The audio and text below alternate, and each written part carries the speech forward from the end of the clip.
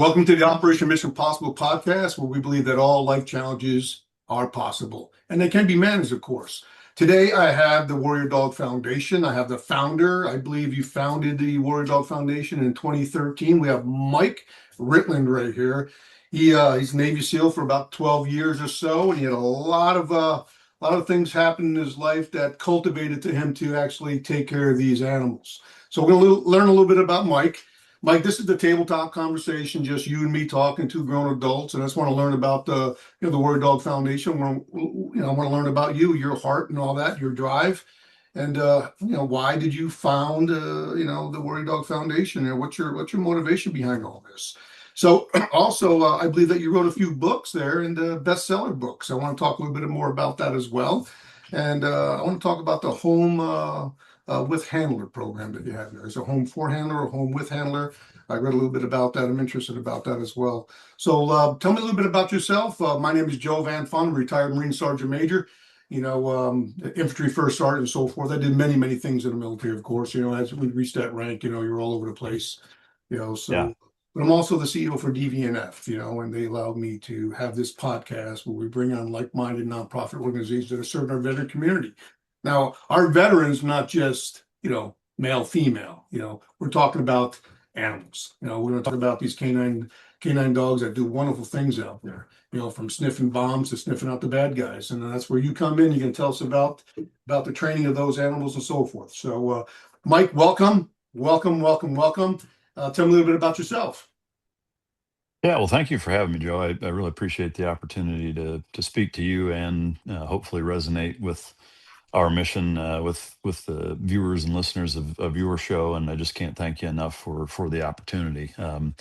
So I was originally born in the Midwest in Iowa. Was born and raised there the whole time prior to joining the military. And the thing that really even was, I would say, a catalyst in my childhood for developing a passion for dogs and service was two main things. One, both of my grandfathers served in World War II, and just hearing about some of their stories and experiences, coupled with just the greatest generation type of, I think, vibe that generation gives and gave off during my childhood was an instrumental part of my motivation to want to serve.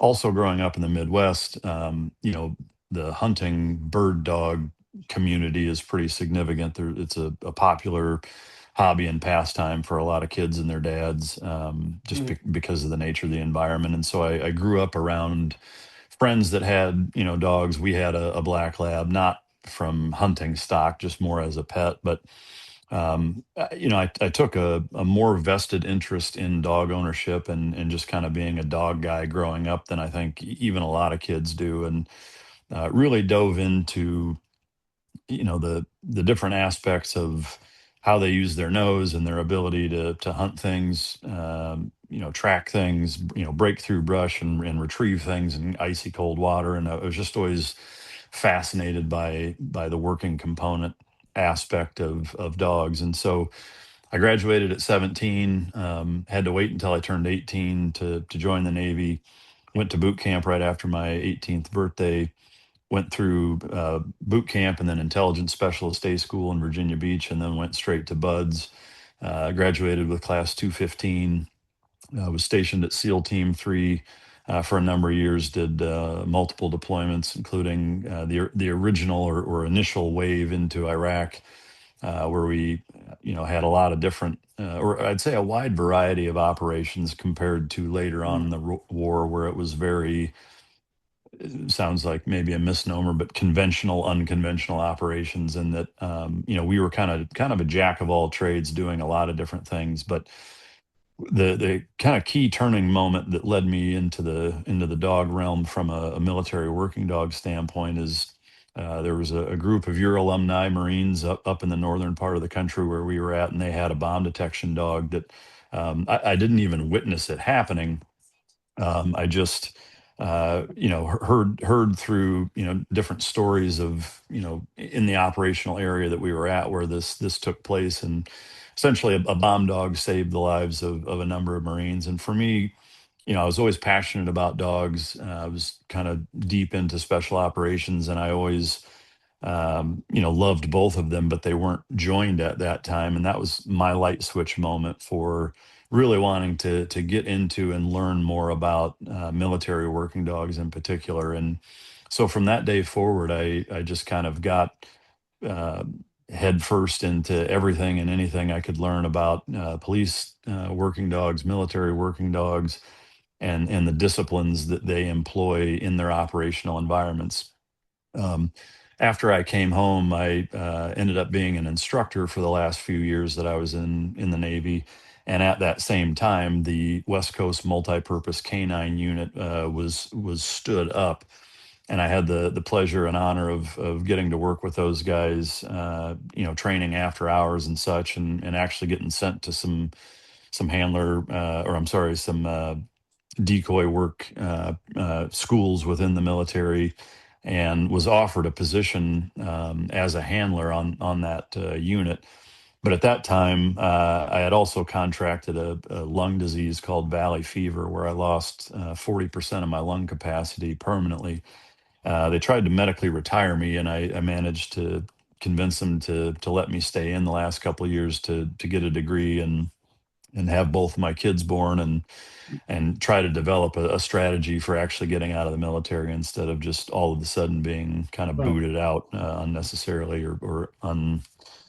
from a planning standpoint. What wasn't something I planned on. And so um, I ended up ultimately turning it down, mostly because I was not confident in my own ability to physically not be a liability for the unit and for fellow team members. So I ended up separating from the Navy, and then starting my own dog company, where coincidentally, a couple of years later, I ended up getting the contract for that same unit and going out as a trainer in 2011 and 2012. So coming full circle, I still got to do what I wanted to do, and work with military working dogs in a special operations capacity. I started working with selling dogs to Customs and Border Patrol, police departments, other military units, federal law enforcement, et cetera. And everything was kind of firing on all cylinders. And then in 2010, a East Coast Tier One special operations group that had a pretty robust dog program by then reached out and asked if I would take a couple of dogs that needed to be retired. And at the time, I had just started the business within the last year or two, and was really trying to get it on its feet. And so I said, well, no, I don't have room for them. I don't have the resources to take care of them. I can't take them. And so I said no. And a couple months later, they circled back and asked again, having asked a lot of different guys kind of in a similar purveyor of working dogs for government contracts type of position. And so I could read between the lines, and I realized, okay, obviously everybody else has said no if you're asking me again. And so I just said, what's going to happen to these dogs if none of us take them? And they said, well, unfortunately, we're going to have to euthanize them because they'll be detracting from the operational capacity of the dogs that aren't retired. We don't have the resources to take care of dogs that aren't in the rotation of op tempo.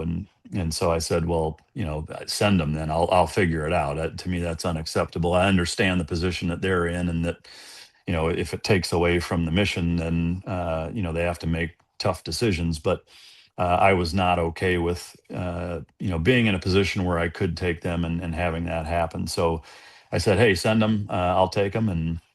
And that kind of opened the floodgates, because the working dog industry is not particularly large, especially in military special operations and even in law enforcement. And so word kind of spread fairly quickly that I took these dogs. And so other units started to reach out and ask if I would take them. And I just started taking on dogs with no real plan or nonprofit setup.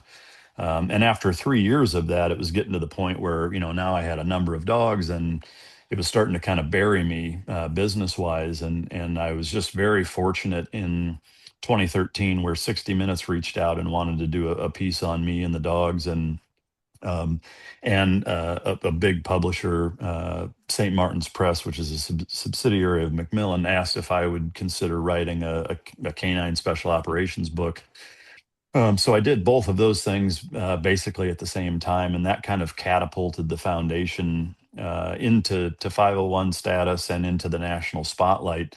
And I was just very, very fortunate to get that kind of exposure, fairly early on. And so, really, from then on, we've just continued to build. And now 16 years later, since I took those first two dogs, we've taken in hundreds of dogs from pretty much every working unit you can think of, whether it's federal, state, local, military, DoD, what have you.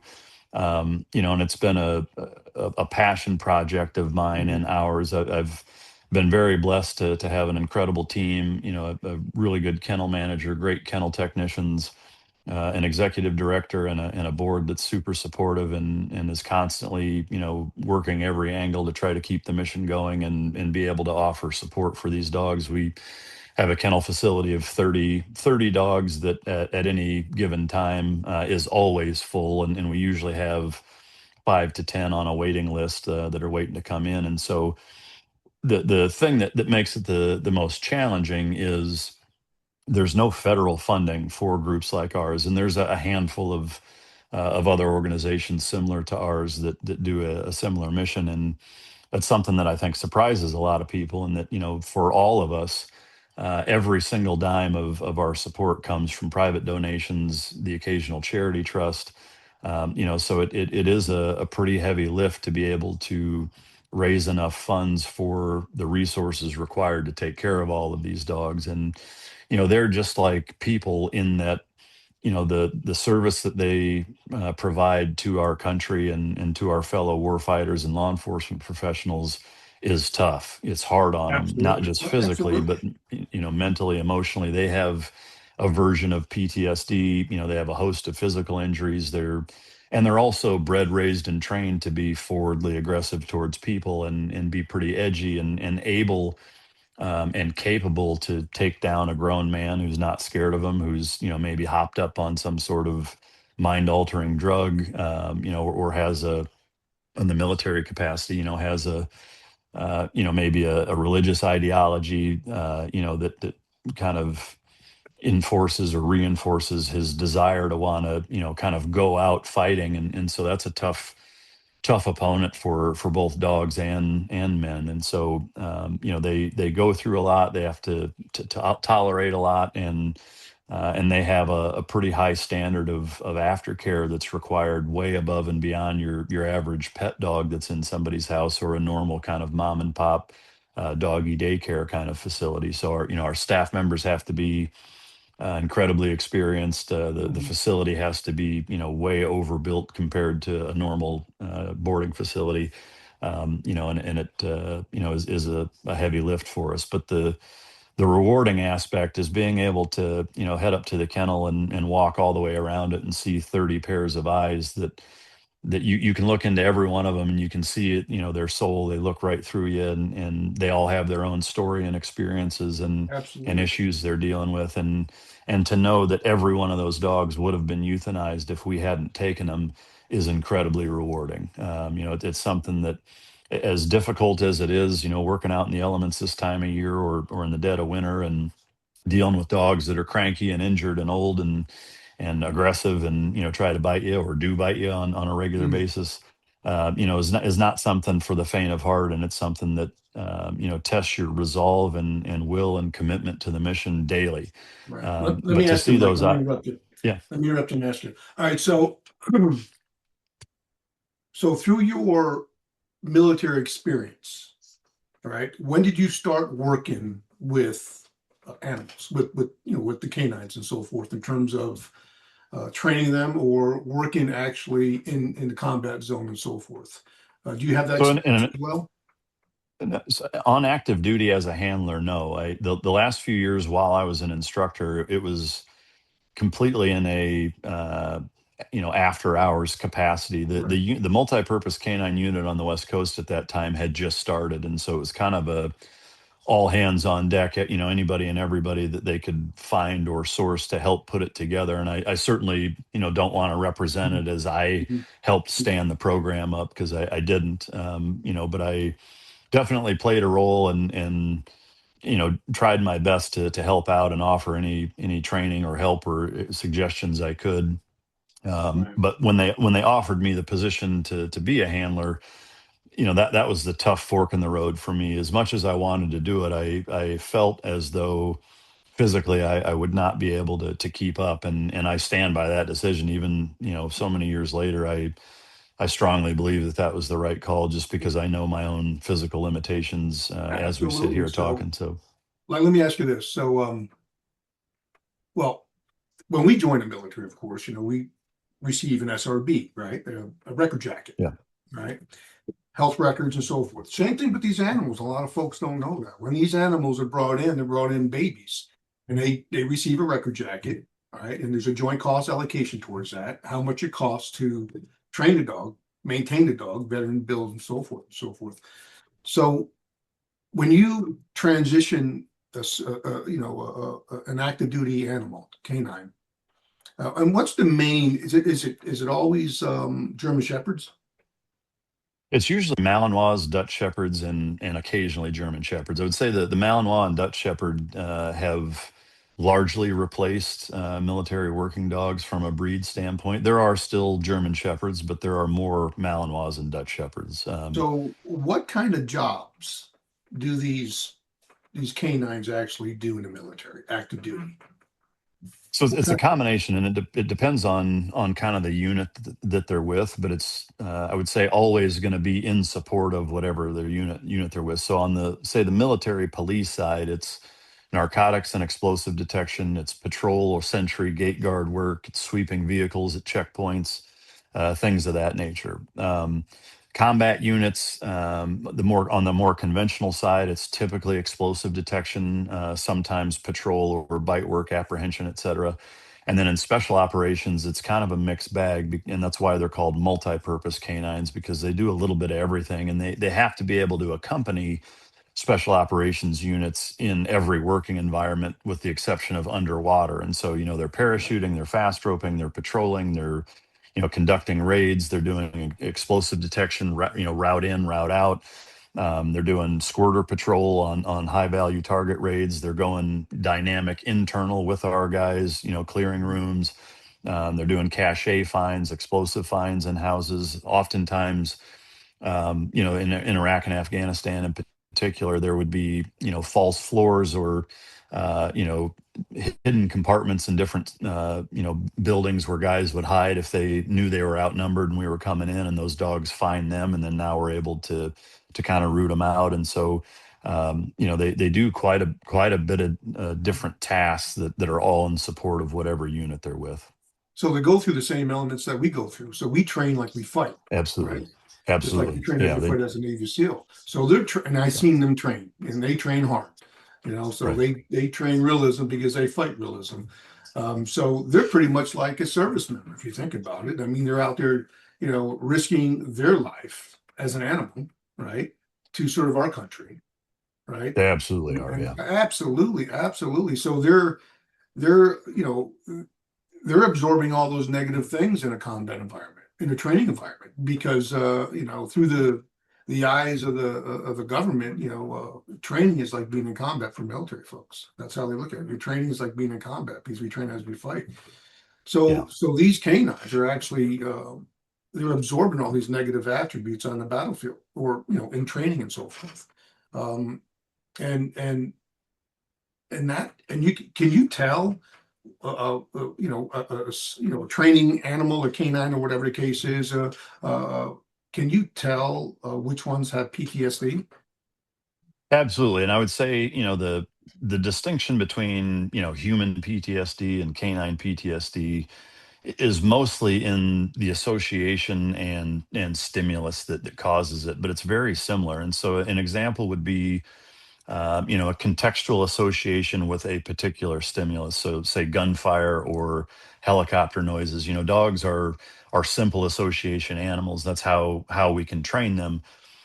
The downside is that if every time they hear gunfire, they experience incredibly negative or stressful situations, then now they make that trigger or association with Mhm. gunfire. Or every time they hear helicopters, they make the association of getting on one and then going and doing something very stressful or kind of emotionally harmful for them. And so, just like with people, they have those as triggers. Now, the nice thing with dogs is because they're simple association animals, you can unwind it in their mind in a less logic or reason based fashion, the way you would have to with people. With people, you talk about it. It's speech therapy or verbal talk therapy, where a human's trying to rationalize what it's experienced, and that's a double edged sword. Now, it's nice to be able to talk about it, but it's also harder to rationalize it if you're experiencing a mental block. So with a dog, something as simple, and a tactic we use in our rehabilitation programs, is if you think of it like a piggy bank. The dog's mind is like a piggy bank, and let's say there's 1,000 negative coins in that piggy bank with an association to gunfire.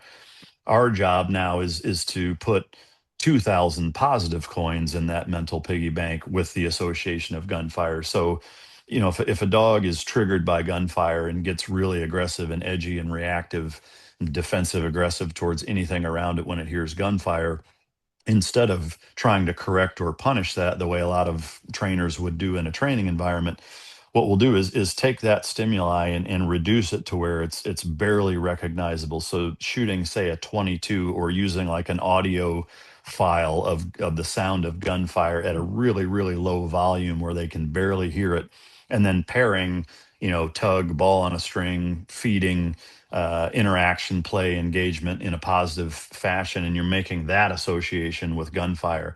And then you're slowly raising the volume or bringing it closer, and just over and through repetition, you're kind of erasing or resetting that dog's mental hard drive as it relates to the association with that trigger or that stimulus. Mhm. So, Mhm. it's a simpler process, but it's also one where you can't say, "Hey, sorry, I messed the timing up on that. Let's try it again." You've got to be very, very exact in your Mhm. actions and behavior and And timing, because you're to decompress and the decompress from active duty for a service animal. I'm going to call it a service animal. It's serving our country. The environment has to change, of course, right? That's part of the piggy bank. You have to change that environment, right? And then you put a good right, coin in, the bad, take a bad coin out. So you're pretty much changing the full environment of that individual. But that doesn't work for guys like you and me, you know, right. because It can make it worse, I think, it makes sometimes. it worse because when Yeah, you got out of the military, we had to decompress, right? So yeah, decompressing into a new environment, I think that just made my PTSD a little bit worse, especially for when sure. the economic landscape changes and political landscape changes, and then we have the tensions out there hating our country, and and then the social media is on fire with it, and it's just a mess. Right. So Yeah, for yeah, guys like you, me, and service members that served in combat and served many years, our decompressing is like, for instance, the example is, you and I are on a fire team, right? We served in combat together, right? And what gets us through the emotional aspect of being in combat and decompressing is we joke about it. We bust each other's chops right. about it. Hey, I seen Yeah, SpongeBob and Patrick at 2 o'clock this morning with shower shoes and jock straps, smoking cigars. We're yeah, just being funny about enlightening that yeah, we got some issues going on, right? So that fire team, you and I, we served 4 years together, 5 years together, 6 years together. You get orders, move on. I decide to get out, right? The one that gets order moves on, he tries to find that relatable team that's been in that similar situations where they can communicate and help kind of like decompress each other continuously. And then of course, you go home, and next you know, that fire team's not there anymore, right? Same thing with that animal, right? If that animal is decompressing and it doesn't have that handler, right? The handler in that service animal on active duty, how long are they together for? What's the what's but the what's the what's the service span of that service animal? When do they age out? And how many trainers do they have? I mean, they have to list instant obedience to orders is pretty much what you want from that canine, right? Sort of. So I would say, again, it varies a little bit from unit to unit, and the best way to I think rationalize it is, the just like with people, the higher and more stressful the op tempo, the smaller the operational window you're going to get out of Mhm.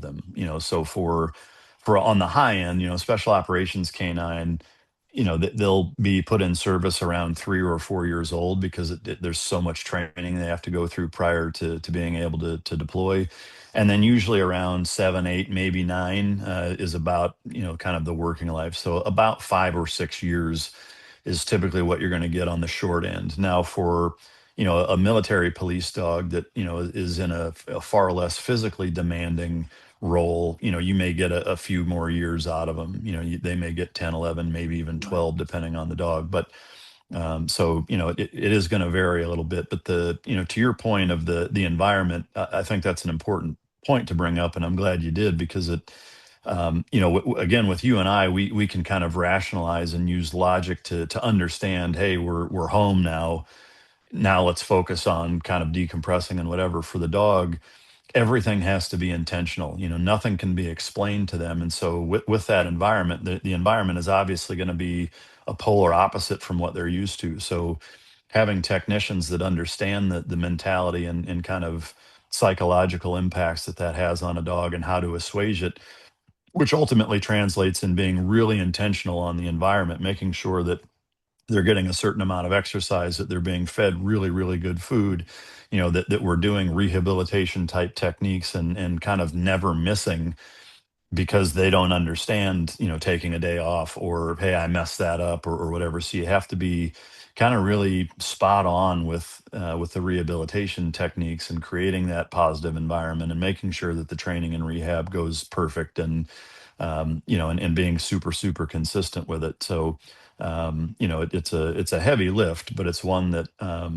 is crucial for these dogs to succeed. And we've been able to rehome a number of them. Taking dogs that had been, essentially retired and or washed out of service because they had gotten so temperamental and aggressive and reactive and just too hard, too big of a liability for that unit to continue to try to work with.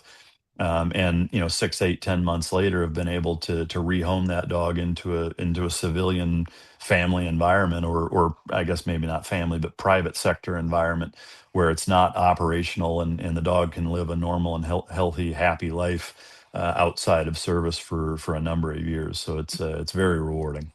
Do you place these decompressed canines uh, with service members as well? I mean, Sometimes, yeah, and I would say preferably yes, because they typically understand, the what the environment. dog's Yeah. been through and just have a likeness to them, maybe more than a private sector civilian that has never experienced any of that. But we have still been able to rehome them to even civilians who've never served. But Mhm. ideally, I always like and prefer to be able to pair it with a retired or separated service member, just because of that linkage that they have Right. and kind of understanding they have for one another. Well, you definitely have the knowledge and have a lot of passion. I think the passion comes from your demons. I think Yeah. that's what it is. I think the Warrior Dog Foundation is somewhat of a blanket for you. I think I think you working towards this foundation and taking care of these animals takes care of yourself. Tell me a little bit about that. Am I on something there? No, for sure it does. One of the things I think we all hear about and many of us have experienced is that transition out, the difficulty of the transition from military to civilian life. And I've interviewed a lot of war fighters on my show over the last 8 years on the Mike Drop podcast, and one of the biggest takeaways I think that I've gained from that, which was unintentional, is just kind of Mhm. a byproduct of doing the interviews, is purpose is the overwhelming parallel between guys who struggle getting out and transitioning versus those who don't. And the ones that have a calling, a purpose, a mission that's bigger than themselves, that they're passionate about, and it ultimately becomes their why, are the guys who can make that transition in a positive and healthy way and not kind of circle the drain and get into some of the really gnarly positions that we all know guys who've taken their own lives or have, succumbed to PTSD in a host of negative and evil ways.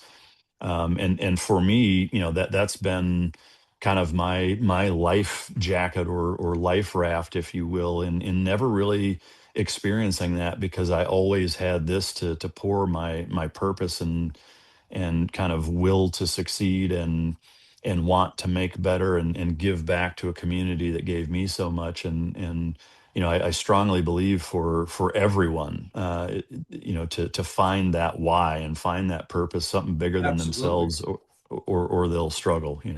It's Yeah, been amazing. when I took over DVNF, they were not in good limelight. They were, the founding ladies, they had great heart and desire. They did not have the business mindset to run a nonprofit. So we grabbed legs and ran from them, so the proper oversight wasn't there.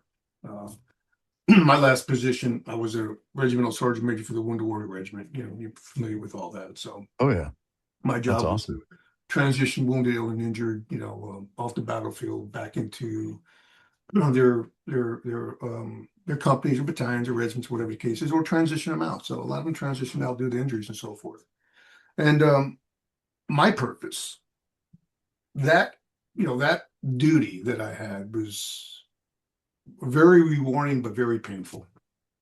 When Yeah, you're at Walter Reed, Bethesda, you're at San Antonio, Texas, burn unit, or you're at all these VA hospitals, and you're looking at all our wounded, 18 to 45, 18 to 50, and they lost their legs, or 90% of their bodies are burnt, and they have a woman, wife right there with an 18-month-old child, and you know, and you're looking at the non-medical case management for that individual. Doctors are doing their best for them, but all the association with that wounded individual, the mom, the dad, the wife, the kids, who's going to be the caretaker, where they're going to transition them to, the aftermath, preparing for that aftermath, and that was very heavy on the heart. Um, um, yeah, and I don't know how I did that job. It was tough. It was tough. And I think about all those things. So I can think about being on the battlefield, being injured, doing an inventory of a wounded warrior, and then I can compare it to walking through the halls of Walter Reed Bethesda and seeing those wounded individuals. Um, my experience with service animals is in garrison, more garrison than anything else. I think I've seen a few handlers when I was in Iraq, um, and Haditha Dam area and so forth. Bomb sniffing animals and so forth. So, but I never really associated working with them at the time. But in garrison, I'm familiar with them and so forth. Camp Lejeune, North Carolina, they train them there as well. Barstow, California, Camp Pendleton, and those things. But the point I'm trying to make is my purpose. Um, I didn't know what my purpose was until I took over a broken nonprofit organization. And, just through my time in the military, my relationships in the military, and just the military cultivating me to be that senior leader. And I did my time and retired. I took that experience and I put it into DVNF, Disabled Veterans National Foundation, and I hired good folks and trained them, and kind of like the buy-in mentality. And I like what I do, and I think I found my purpose, and I think running DVNF, having the opportunity, having a great board of directors to allow me to have good prithio, understanding the veteran community, and how to serve those veterans. I think that gives me drive and hope, and that gives me my why and my purpose. When you said why and purpose, that rang some bells for me, because your why and purpose is who's actually, I mean, before Warrior Dog Foundation, I didn't even think about the service animal. I didn't even think about a working dog, what happens to the working dog afterwards, right? We put sure. all that wear and tear on this beautiful life that comes in, train to fight, and they age out, or they may have an injury or a mishap, or like you said, what happens to an animal? And you said euthanization. Yeah, I mean, that's tough, especially when you're an Yeah, animal. I mean, to me, and I always told my children this when they were young. I said, listen, we get an animal, they're like babies. You have to You have to give them the attention. They want nothing more but to make you happy.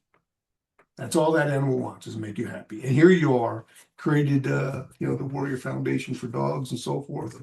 And I like what you're doing because they're veterans. They served our country, right?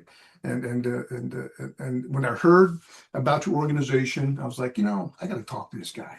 I like where he's Yeah. going with this. I said, we don't think about these things, and I serve the veteran community, and I want to serve, the Warrior Dog Foundation as well. So I'm happy to have you on the podcast right here. My thing is this, though. What's the hardest part about a canine decompressing after military service? What's the hardest hurdle that you have to work through? And it's like the biggest hurdle for everyone. I mean, it's not just this animal has a hard time. I mean, it's just there has to be one pivotal movement that animal has to break through to make it. Am I right? For sure. And I think there's a couple things that stand out. It's difficult to pinpoint one thing that's the hardest, because there's a few that I would say are all equally hard. Number one is the education and competency of our technicians and kennel managers and staff to understand, even how to evaluate the dog, let alone develop a rehabilitation training program, because they're all different. The dogs are different the same way humans are, no different the same way a psychiatrist, how they would try to help one veteran isn't going to be exactly the same as the other. And so you have to be incredibly experienced in dog psychology and cognition, how they learn, how they think, and ultimately how to read that dog and understand what that dog is communicating through nonverbal and body language. And so that's the first thing is finding and training and identifying the right staff to put in the position to be with those dogs, because it is incredibly dangerous. We're not getting the dogs that everybody wants. The dogs, and I would say the majority of working dogs are retired to their handler or another unit member that's familiar with or comfortable with the dog.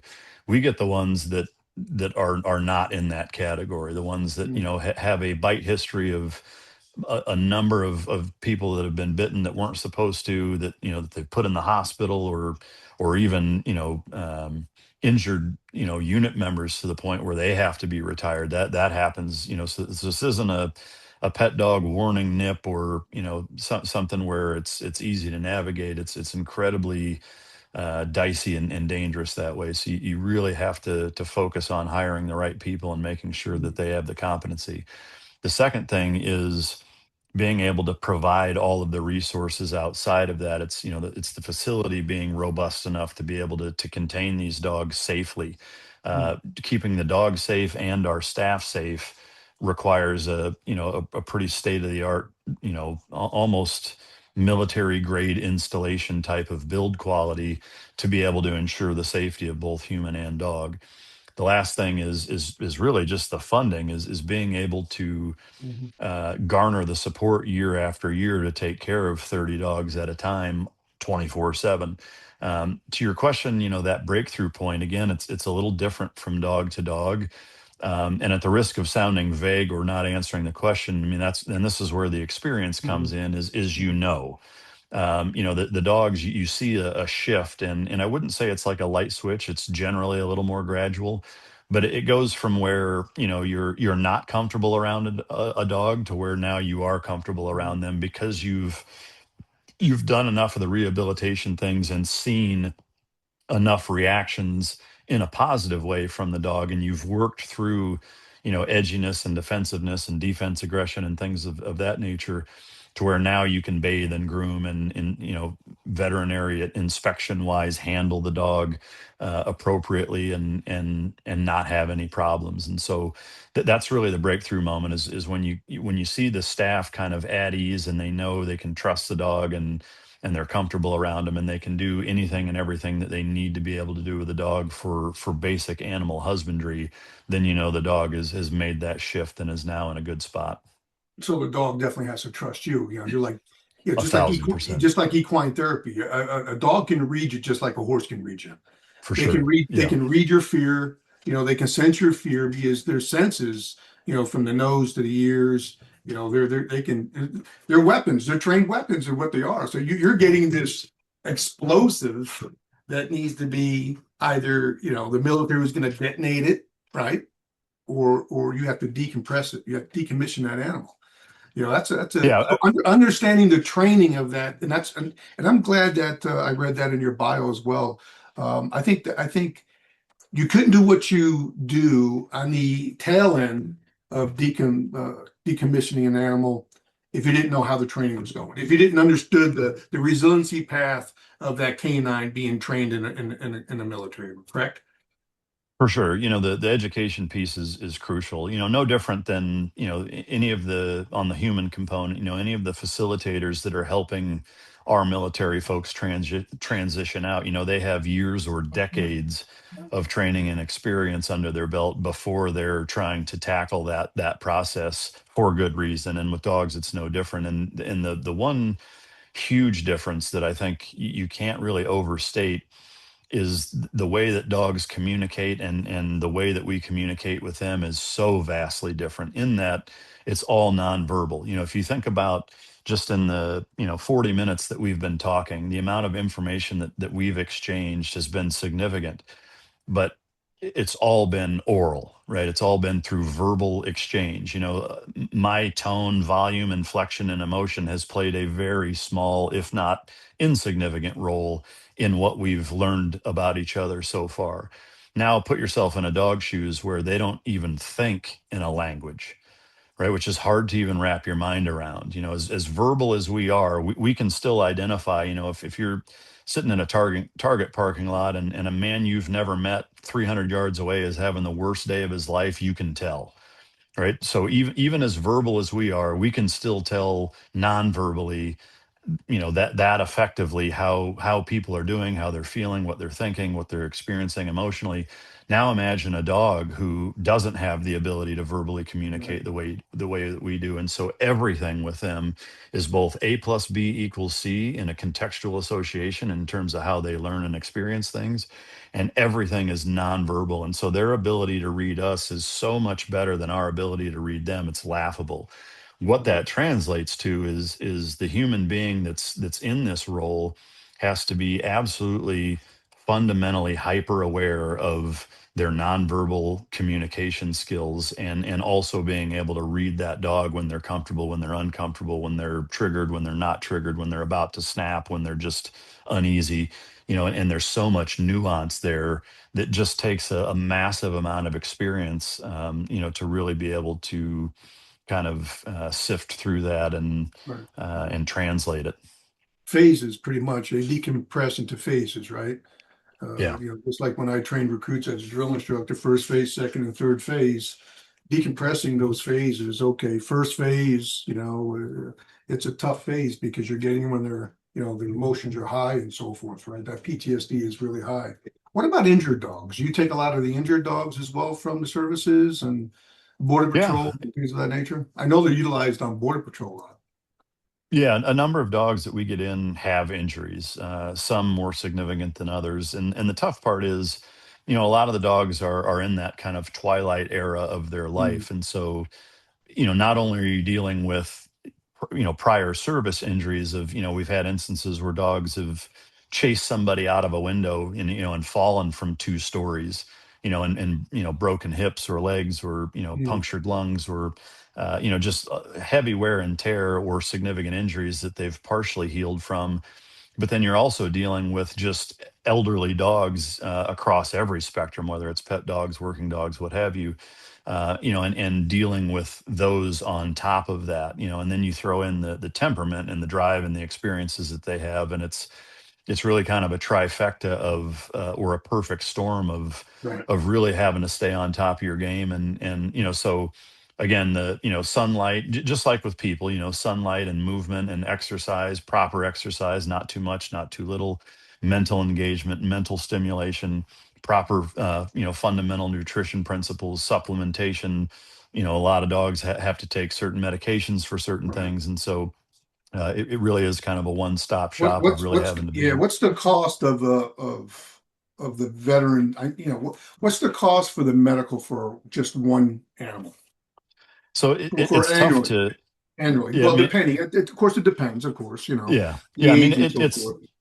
yeah. I mean, for one dog, it's anywhere from a few thousand to tens of thousands per year, and that's just on the medical side. Because there's the flea and tick, there's the nutrition, there's supplements, there's medications, there's vet Mhm, exams, there's mhm. all of the kind of standard things that you or I would go to the doctor to. Well, they go to the vet and they don't have health insurance. That they're not on TRICARE. It's a vet visit, and whatever the diagnosis is, and it can skyrocket, just like with pet dogs. Anyone who's Yeah. taken a pet to the vet for a Oh, normal checkup versus an emergency checkup is vastly absolutely. different. So and then you've got obviously the property grounds, the facility itself, the mortgage on it, the staffing. It is a heavy lift, and it's tens of thousands of dollars to hundreds of thousands of dollars per dog, depending on annually what all Right. is going on with the animal. So it's a significant amount. What about food? Yeah, so food again, just like with people, different dogs have different nutritional requirements. We have some dogs that are okay on kibble, and not to throw a shameless plug in, but I started a dog food company for that reason. Actually, is that I just was struggling finding a company that really put all of the same effort that I want put into an all life stage type of formula, and so I created that. And so some of the dogs are okay on just a dry kibble formula with some supplementation. Some dogs we have on a combination of kibble and raw, and some dogs are on all raw food and eat, as well as any human being, just because they have to, because whether it's a GI issue, or their joints are in such rough shape, or they have a really bad inflammation issue, or what have you. And so it plays just as integral role as it does in human beings. You can't feed them crap and expect them to thrive. So it's a big part of Right. it. I spoke to a lot of nonprofits. I speak to them all the time. I'm on the podcast here. We talk about their druthers, their heart desire, and where they want to move their organization forward. And the hardest part that they're having right now is fundraising. Yeah. It's when the economic landscape is in turbulence due to the media enhancing, maybe, I don't know. Of course, as you know, the media likes to enhance the negative, right? That's the key Right. thing, right? So if every Yeah. channel is pushed to negative, and it's hard for fundraising. How hard is it for your organization right now to fundraise? What's your difficulty thing right now? It's a challenge, no two ways about it. And just like I think probably any nonprofit, you're always riding that fence line of wanting as many cents of every dollar going to the mission as possible, but Mhm. you also have to have an administrative side and a fundraising Absolutely. side to even be able to exist. And I think that's the tough part for the average citizen who's giving money.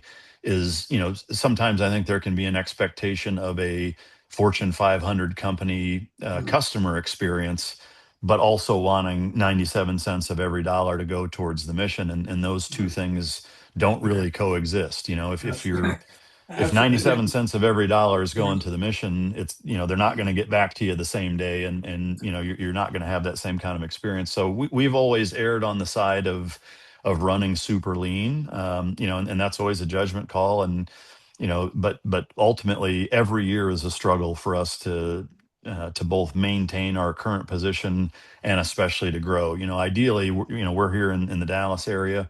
I would love to have a satellite branch on the East Coast and on the West Coast. I mean, ideally, I would love for us to not even exist, or need to exist, in that I would love for the U.S. government to build regional retirement canine facilities that are built, staffed, funded, everything by the government, the same way a VA facility network is, but for dogs. Until that happens, we will continue to exist and Right. continue to struggle to try to raise money, and get to a point where we can at least know that every year our operational funding is covered for our existing facilities. And then ultimately and ideally, we'd love to branch out and grow. But as of right now, it's enough of a lift for us to just maintain where we're at, to where expansion unless something significant happens with a big corporate partner or something like that, I can't imagine we'll be in a position to expand anytime soon. What about, have you found any good partnerships with nonprofits out there, or like-minded of the, that We you can? have, yeah, yeah. We work with a number of other groups that, again, do kind of a similar mission to ours. And sometimes we've even taken dogs that they couldn't handle, or maybe were a little too much for their capacity, and we've done some joint fundraising golf tournaments and some galas and things like that where we've been asked to come kind of partner with different groups, and so it's very encouraging to see kind of the synergy, and instead of it seeming or feeling like it's a competition, more like Absolutely. it's a collaborative effort where we're all trying to accomplish the same goal, and trying to work together, which is very refreshing. Have you heard about the Big Dog Ranch? I have not. Okay, so the Big Dog Ranch, they have two facilities, of course. They have one down in Florida, and then what they do is they take in stray animals and so forth, and uh, malnutrition and so forth, and they throw them out. They take good care of them, right? And they place them. Um, um, every year, of course, they have a veterans program as well, where they train service dogs, or they actually will kettle, active duty or veterans animals, when they get deployed and so forth. So DVNF, we contribute to them annually, and I usually do their dinner annually.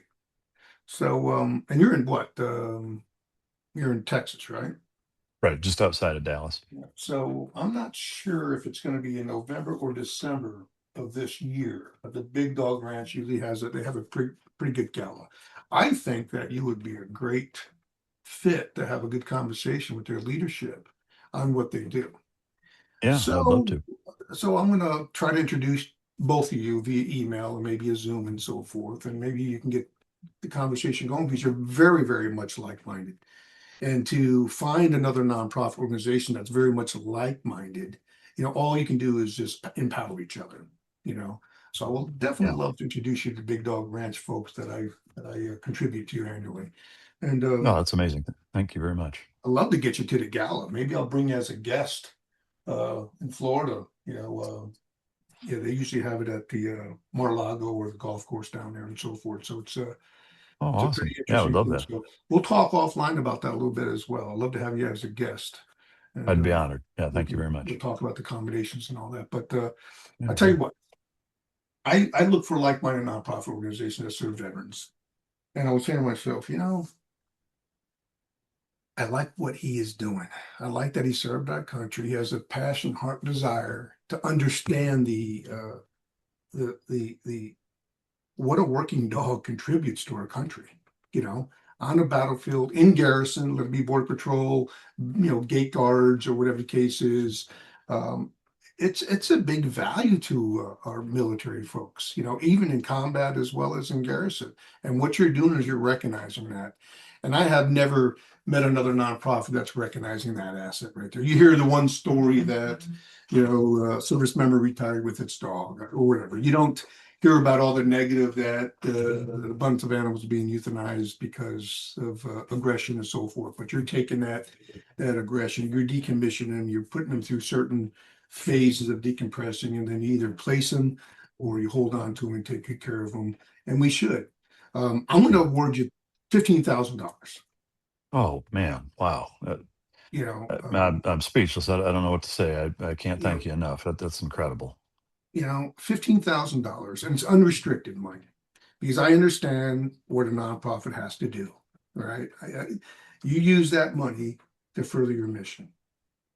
Joe, I can't thank you enough. I'm humbled by Yeah, such man. generosity, and I just Here's appreciate the it so thing, though. much. I'm not only going to do it this year, I'm going to do it next year as well.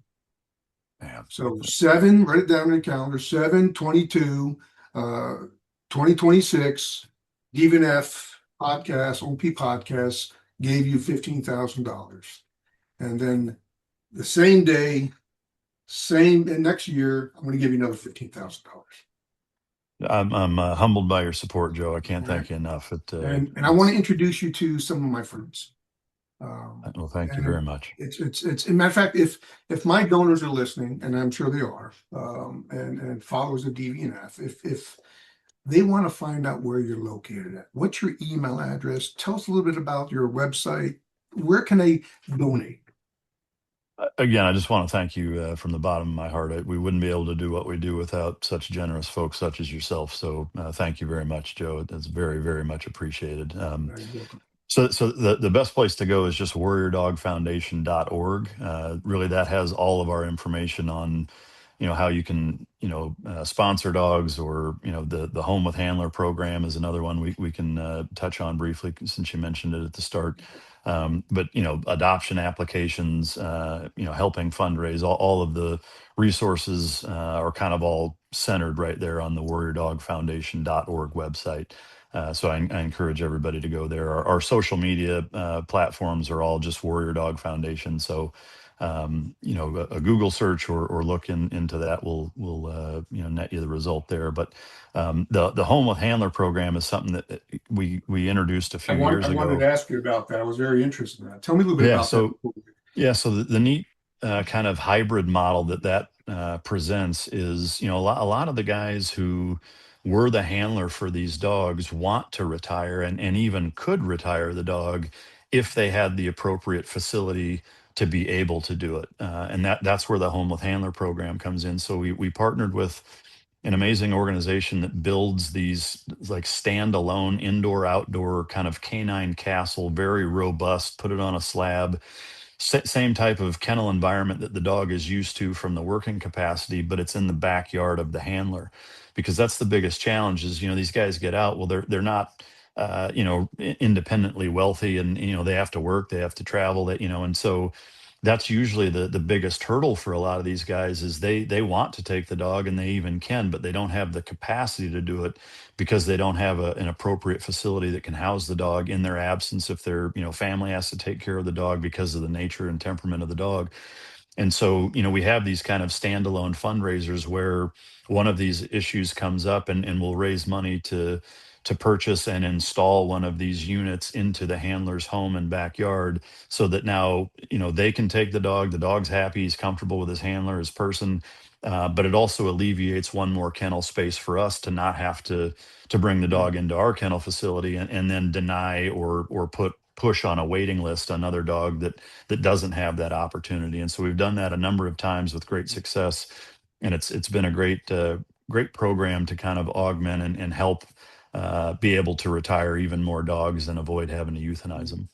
So if a veteran wants to adopt, do you have, do you market that where you'll have adoption fundraising, or I know you allow these animals to be placed with veterans, and I know you have to interview the veteran first.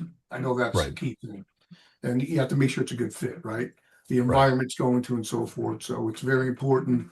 Just like I tell a lot of folks, you can tell a lot about um, a parent by looking at his child. For sure. Right? Yeah. If it's clean, not Absolutely. clean, manners and so forth, you can imagine what mom and Yeah. dad or vice versa is Yeah. doing or not doing. Same thing with an Yeah. animal, pretty much, right? For sure. So you decompress these animals, decommission them, and they and you understand what their aggressions are and so forth. So when you interview these individuals, what are you looking for that new parent? Yeah, so it's a combination of factors. We first look at the environment, because the most well-intentioned and well-suited person from a competency or ability standpoint, without the right environment, is a recipe for disaster. And so, owning your own home, having a certain size square footage, privacy fenced in backyard, no other pets, and no small children. That's been kind of our benchmark for, you need to be able to check these boxes before we'll even look at what your experience level is. Because, just from having done it for so many years, if something bad is going to happen, it's going to be because one of those boxes is not checked. um, and so that's kind of step one. If all of those criteria are met, then we'll look at, okay, where are you at in life? steady job, financially, capable Absolutely. of taking on the extra commitment that this is going to do, even the time. If you're working 90 hours a week, it's probably not a good idea or a good fit. You don't have to be retired, but you've got to be able to dedicate the time required to be able to do this, transition period.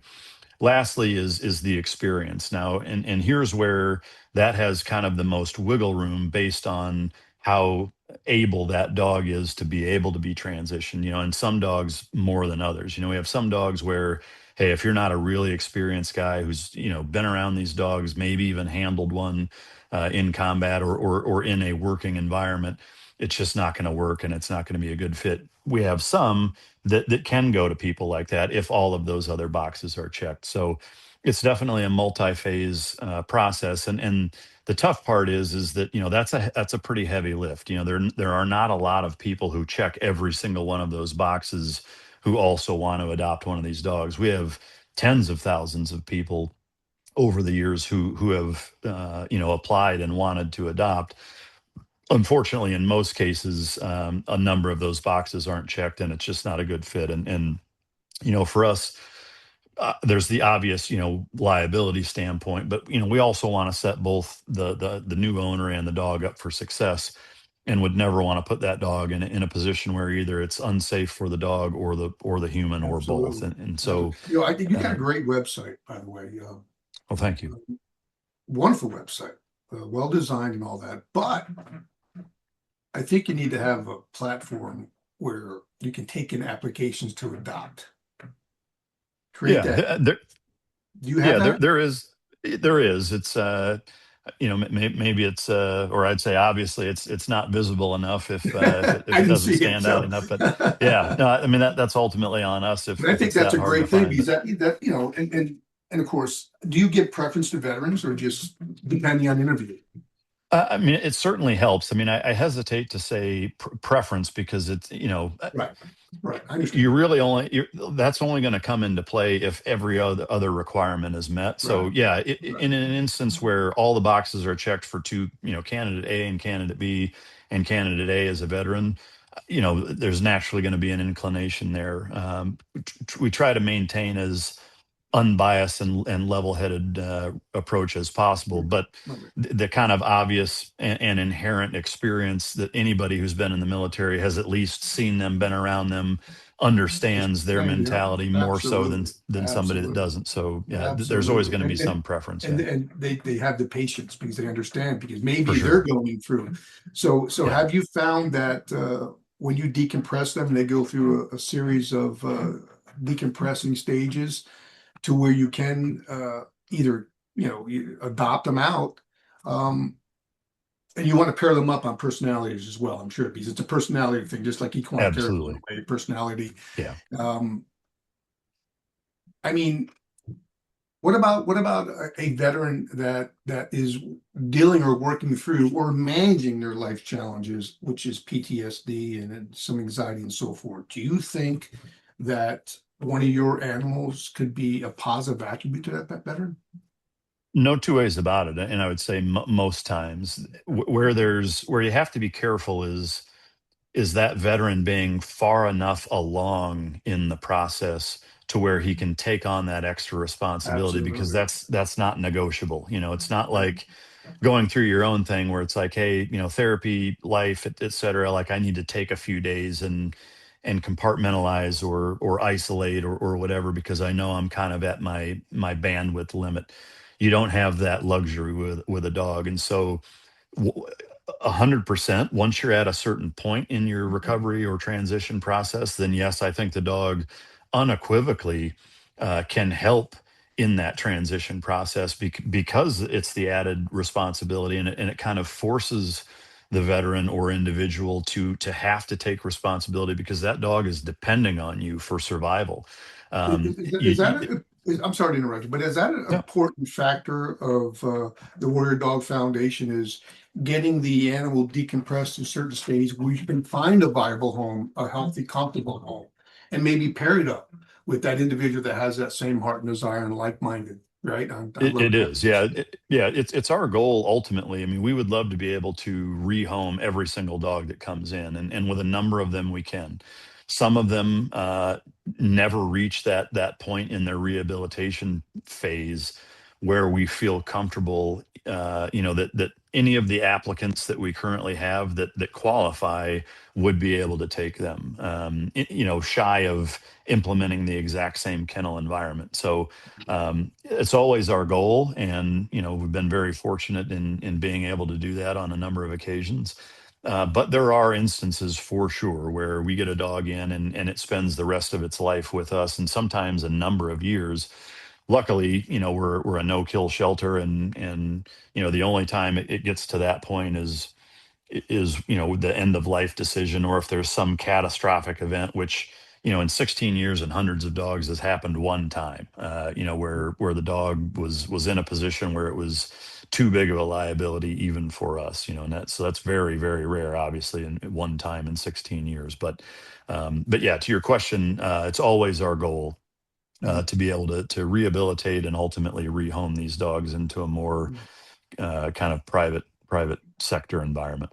Right. Do you do a house visit as well? I think that's important. Would you, right? Exactly. Would you do a house Yeah. visit if they So allowed the it? way, I mean, that should be part of the application process. You want to know where this dog is going to be sleeping, or whatever. yeah, we always have them submit, kind of all of their qualifications have to be proven, so you can't just say, yeah, I own my own home. There needs to be pictures, video, proof that what you're saying is accurately represented, as well as references that we'll check to ensure that whoever that we're talking to is kind of the real deal.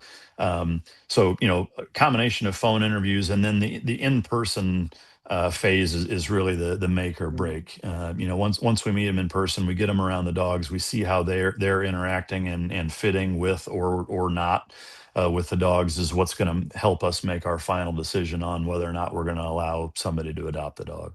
Well, you decommission a weapon, you take the bolt assembly out. Right. So here you are with a highly trained weapon, and that's what they are, highly For trained sure. weapon. And then you have to decommission that weapon, and you want to make sure that weapon gets placed into the right hands. For A sure. Yeah. loving hand, caring hand. Someone that appreciates, number one, love for our country, right? Love for Right. what we do as service members, as well as what those dogs are actually doing. Um, Mike, man, I tell you what, brother, it's been wonderful having you on the podcast. I love what you're doing, what your organization is doing. We definitely will talk a little bit more. I want to introduce you to some folks, and to see if the conversation going, and that's what it's all about, is networking and talking. I want to hopefully have that opportunity with you as well, and maybe bring you as a guest to the Big Dog Ranch with me. I think November, December timeframe, but we'll talk a little bit more about that as well. Um, I said that I'm going to award you $15,000 today. I'll send a word letter to you. I need you to email me exact address that you want that to go to. I can get that Great. to you in a few days or so. Amazing. Remember Thank this you again date, very much. 7/22/2026, 7/22/2027. I want to have the same conversation with you. All right. That sounds And great. like I said, the $20,000 I'm about to award you, all right? The 20,000, you can use that to serve your mission. Okay. So Joe, I can't thank you enough. I'm It's not I'm been not going to give you 15. I'm going to award you 20. All right. you continue to humble me as the interview progresses. Well, I can't thank you enough, Joe. I'm investing in you, Mike. I'm investing in Yeah. you. I'm not Well, investing in the thank you. dog. I'm not investing into the Warrior Dog Foundation. I'm investing in you, your heart and desire, your knowledge, your empathy, your love for these service animals that served our country. I think it's a big deal. When our Chesty Pool, or Chesty, our mascot dog, for the Marine Corps, has a record jacket. It gets promoted. It Yeah. gets demoted. They retire. We're very familiar with that, right? The And, old and, and Stubby. Yeah. absolutely. Yeah. Have you been to the Silent Drill team there in DC? I have not. No. Ah, geez. I'm gonna have to get you out there, brother. Yeah. Come I on would love now. it. But Yeah. I'm gonna award you $20,000. So $20,000 this year and $20,000 next year. But we have to have that conversation before that. All right, I'm just I not would going to love write that. you a check and give you a call and say I'm sending you money. I want to talk a little bit more, talk about growth, talk about some of the hurdles, maybe some of the druthers, what's working, what's not working, and and hopefully I can introduce you to some folks that's been good to DVNF, and DVNF's been good to them. I talk to many nonprofit organizations where they equine therapy, service dogs, and so forth. And like I said, one more time, tell our viewers, our donors, where can they find you to donate to your cause? Where can they find you? It's just warriordogfoundation.org. And Joe, it's been wonderful being on, and an absolute honor. And I'm humbled by your generosity. I can't thank you enough. All right, brother. Semper Fi. And this is Amen. Joe VanFonda. I'm with the Disabled Veterans Nest Foundation. I'm a retired jarhead, a little bit of a wounded warrior myself. I'm also the host of the OMP, Operation Mission Possible, where we believe that all life challenges can be managed. And I think that you're playing a pivotal role, Warrior Dog Foundation. I'll tell you what there, Mike, it's been wonderful talking to you, brother. I love your heart and desire. You speak well, you articulate well, you know what you're talking about, and I'm investing in you. All right. I'm not investing in the dog. I'm investing in you, your heart and desire. Utilize that fund to move your initiative forward. Good to go? Thank you so much, Joe. I appreciate you very much. All right, brother. You just made another friend today. Likewise. Thank you much. You take care, brother. It's been wonderful. You too. Thank you much.